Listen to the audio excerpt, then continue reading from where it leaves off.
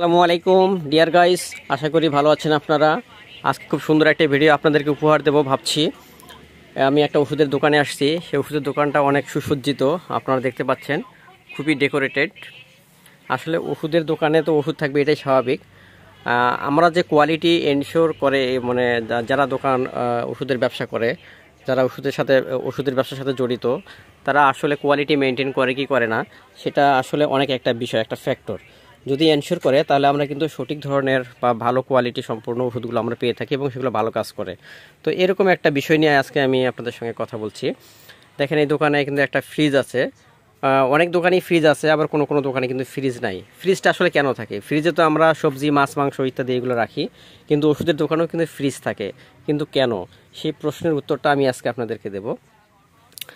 আমি ভাইয়ের অবশ্য অনুমতি নিয়েছি, ফ্রিজটা আমি খুলবো, ওপেন করব। তো ফ্রিজে এখানে কিছু ওষুধ আছে, আপনারা দেখতে পাচ্ছেন ওষুধগুলো। এইগুলো কিন্তু অনেক ভালো ভালো, যে মানে অনেক ক্রিটিক্যাল ডিজিজ আছে, কিছু ক্রিটিক্যাল ডিজিজ আছে, সেই ক্রিটিক্যাল ডিজিজের জন্য এই ওষুধগুলো ব্যবহার করা হয়। এবং আপনারা জানেন, ওষুধের কিন্তু একটা নির্দিষ্ট তাপমাত্রা আছে, সেই তাপমাত্রায় কিন্তু সেই ওষুধগুলো রাখতে হয়। সেই তাপমাত্রাটা আমরা দেখব এখানে। যেমন এটা হচ্ছে ইনসুলিন 50-50 100 IU। এটা ডায়াবেটিসের জন্য ব্যবহার করা হয়। তো এখানে কিন্তু লেখা আছে 2°C থেকে 8°C মধ্যে স্টোর করতে হবে, রাখতে হবে। ঠিক আছে? তো এই যে 2°C থেকে 8°C মধ্যে রাখতে হবে, এটা যদি আমরা যদি না রাখি তাহলে কি হবে? তাহলে এই ওষুধের যে গুণাগুণ, এই ওষুধের যে পারফরমেন্স বা ইফিকেসি, এটা কিন্তু থাকবে না, কমে যাবে। অর্থাৎ পেশেন্ট কিন্তু যে পরিমাণ ডায়াবেটিস নিয়ন্ত্রণ হওয়ার কথা, সেটা কিন্তু হবে না।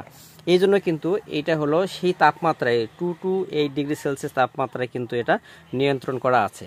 এরকম কিন্তু অনেকগুলো ওষুধই এখানে আছে, শুধু ইনসুলিন না, এখানে আরও কিছু আছে, কিছু সাপোজিটরি আছে, আপনারা দেখতে পাচ্ছেন অনেকগুলো ওষুধ আছে এখানে। এই ওষুধগুলো সবগুলোই কিন্তু ফ্রিজের মধ্যে রাখতে হবে। ফ্রিজের মধ্যে না রাখলে এর গুণাগুণ থাকবে না, এটাই কিন্তু স্বাভাবিক। এই জন্য কোম্পানি আগে বলে দিয়েছে যে হলো এই ওষুধগুলোকে অবশ্যই 2 থেকে 8°C তাপমাত্রার মধ্যে রাখতে হবে।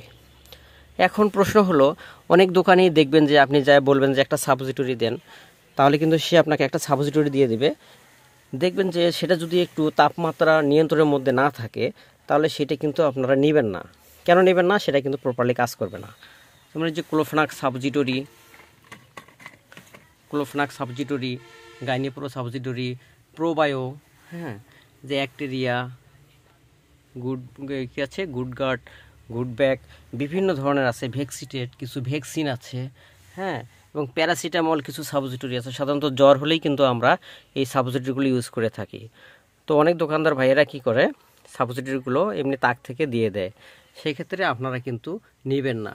যদি ফ্রিজ থেকে না দেয় তাহলে অবশ্যই নেবেন না আপনারা, কারণ সেটা প্রপারলি কিন্তু রেসপন্স করবে না বডিতে। এখানে কিন্তু বিভিন্ন ধরনের আছে, আপনারা দেখেন। আমি অবশ্যই বলবো, এই দোকানদার ভাইকে আমি অবশ্যই খুব বাহবা দিব, কারণ তিনি প্রপারলি যে মেইনটেনেন্স, সেটা কিন্তু উনি করেছেন। এবং পুরো দোকানটা কিন্তু ডেকোরেটেড। দেখেন, একটা ওষুধের দোকান মানে খুব সুন্দর করে সাজানো গোছানো থাকবে, হ্যাঁ, ডেকোরেশন করা, অর্থাৎ মেডিসিনের যে ডেকোরেটেড, সেটা কিন্তু এখানে আছে। তো বন্ধুরা, ভিডিওটা আশা করি আপনাদেরকে ভালো লাগবে। যদি ভালো লাগে, যদি ন্যূনতম উপকার হয়, তাহলে অবশ্যই লাইক কমেন্টস করবেন, করে জানিয়ে দেবেন আপনার ভালো লাগা। আর পাশাপাশি যদি নতুন হন আমার এই চ্যানেলে, তাহলে অবশ্যই সাবস্ক্রাইব করবেন, এটুকু আশা করি।